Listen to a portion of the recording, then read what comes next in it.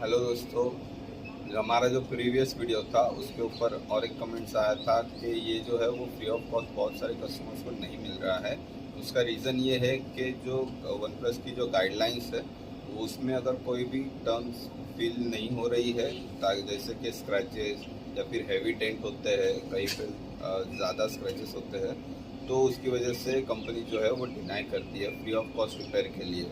अगर ये आपको इशू है तो उसके लिए अगर कोई भी सर्विस सेंटर आपको डिनाई करता है तो उसके लिए आप कंपनी के टोल फ्री नंबर पे भी बात कर सकते हो उससे रिगार्डिंग। और अगर हमारा जो है वो कांदिवली में मुंबई में ग्रोवर्स मॉल के अंदर हमारा सर्विस सेंटर है, आप वहाँ पे भी आके विजिट कर सकते हो।